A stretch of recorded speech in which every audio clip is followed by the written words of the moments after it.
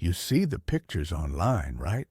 A beautiful sunrise, a rustic barn, and you peacefully collecting eggs or milking a cow. It's the dream. But behind that dream is a spreadsheet filled with numbers.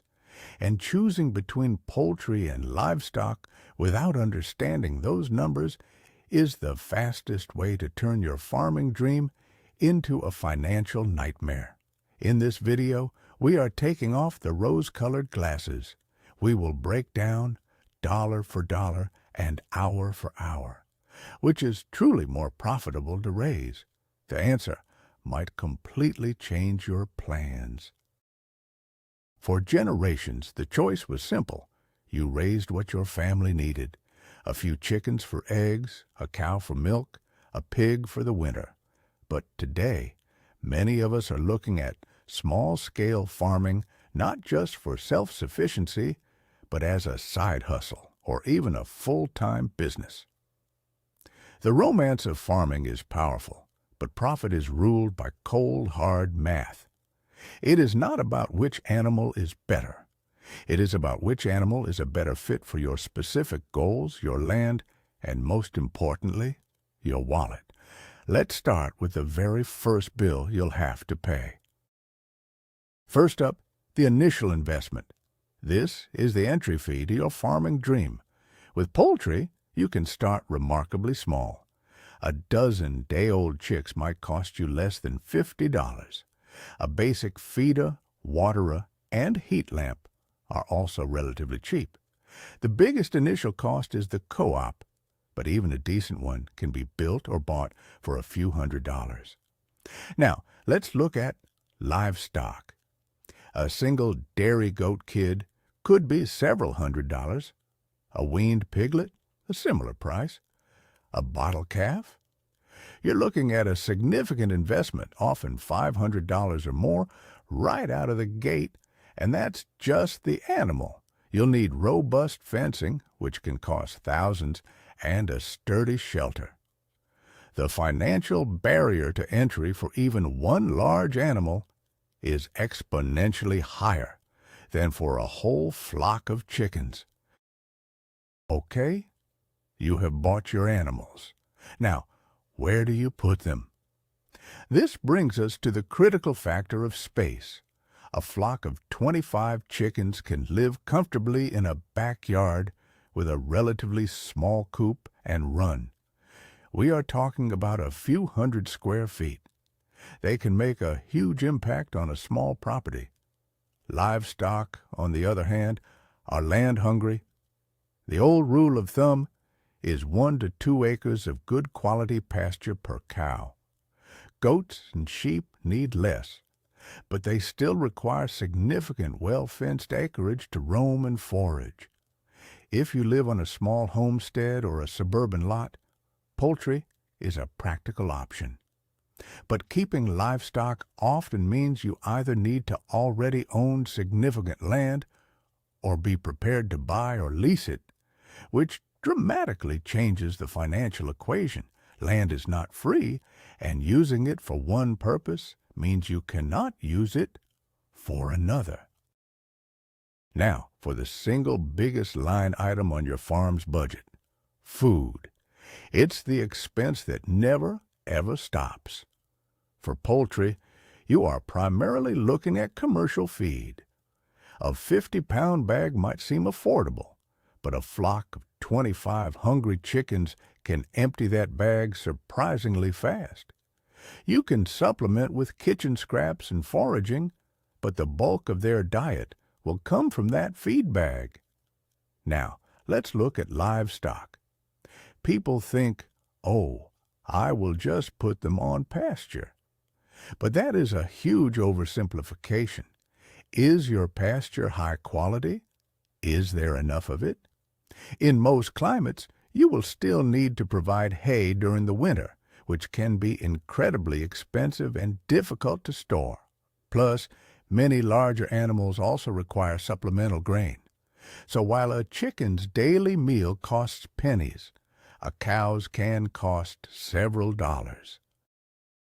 Multiply that by 365 days, and you are looking at a staggering difference in your annual operating costs. Let's talk about a currency that is just as valuable as money: your time. How much daily work is involved? With chickens, your daily chores are straightforward. In the morning, you let them out, check their food and water. In the evening, you collect eggs and lock them up securely. It might take 15 to 20 minutes a day. Now, consider a dairy animal like a cow or a goat. They must be milked on a rigid schedule, twice a day, every single day. No holidays, no sleeping in. Milking, cleaning the equipment, and processing the milk can easily take over an hour, twice a day. Even for meat animals, there are daily health checks, water trough maintenance, and rotating pastures. The time commitment for livestock is not just bigger, it is less flexible. This is a lifestyle, not just a chore. One of the most unpredictable and potentially devastating costs is health care. With a flock of chickens, the unfortunate reality is that individual birds have a low monetary value. If a chicken gets sick, you often treat it with simple, inexpensive remedies, or you cull it to protect the rest of the flock. A vet visit for a single chicken is almost unheard of. But with livestock, the stakes are completely different. A sick cow or goat represents a huge financial investment. A veterinarian's farm call can cost over $100 before any treatment even begins. Medications for large animals are expensive, and emergency procedures can run into the thousands. This one hidden cost can completely wipe out your potential profits for the entire year. It is a financial risk you absolutely must be prepared for. Profitability is not just about expenses, it is about revenue. And a key part of that is the speed at which you can start making money. This is where poultry has a massive advantage. A laying hen will start producing eggs at around 5 to 6 months of age. That means you can start seeing a return on your investment, even a small one, within the first year. If you are raising meat birds, the turnaround is even faster, often just 8 to 12 weeks from chick to freezer. Now compare that to a cow. If you buy a heifer calf, she will not be ready to breed for over a year. Then there is a 9-month gestation period. So you are looking at a minimum of 2 years of feeding and care before you see your very first drop of milk or your first calf to sell. It is the ultimate delayed gratification. What can you actually sell? Let's look at product diversity. With poultry, your primary products are eggs and meat. You can add value by selling fertilized hatching eggs, day-old chicks, or even older birds. The market for fresh farm-raised eggs is strong in most areas. With livestock, the options are broader but more complex. A dairy cow gives you milk, which you can sell as is, or you can turn it into high-value products like cheese, butter, and yogurt. But this requires additional equipment, licensing in many areas, and a whole new set of skills. A single steer can produce hundreds of pounds of beef, which can be sold by the individual cut or in quarter, half, or whole shares. This offers a huge potential payout, but requires finding customers willing to make a large purchase and dealing with the logistics of butchering and storage. Thinking about growing your operation? Scalability is a huge factor. Let's say your egg business is booming and you want to double your production. For a poultry operation, scaling up is relatively simple. You can add another 50 chickens for a modest investment in birds and feed, and you might need to expand your coop. The process is incremental. Now imagine you want to scale up your cattle operation. Doubling from 2 cows to 4 cows is a massive jump. It means doubling your land requirements, doubling your hay costs, and making a huge capital investment in the animals themselves. It is much harder to grow a livestock operation in small, manageable steps. With poultry, you can grow your business organically as your profits increase. With livestock, you often need to take big, expensive leaps. Beyond the balance sheet, there are hidden benefits and drawbacks. Chickens are incredible workers on a small homestead. They are fantastic at pest control, eating ticks and bugs. Their scratching helps till and aerate garden beds, and their manure is one of an organic gardener's best friends.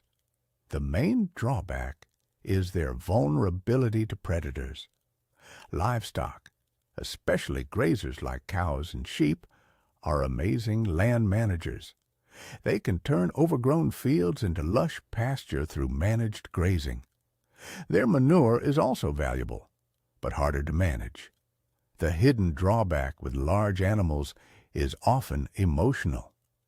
It is much easier to process a chicken you have had for a few months than a cow you have raised by name for 2 years.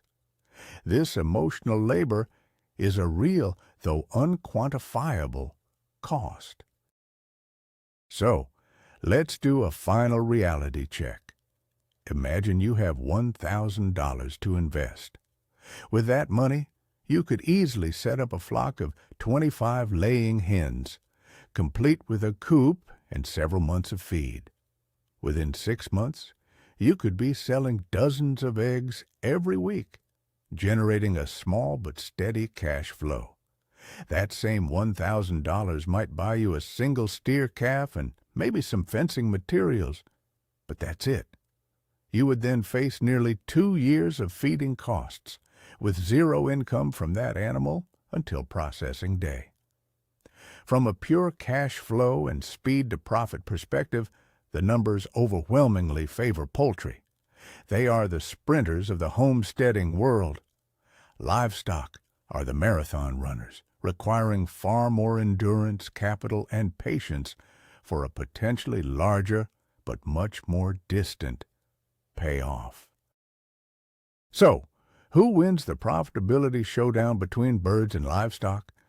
The shocking truth is, it depends entirely on your definition of profit. If you want the fastest return on investment, the lowest startup cost, and the easiest path to scaling up, poultry is the undisputed champion. The quick turnaround for eggs and meat is simply hard to beat for a small operation.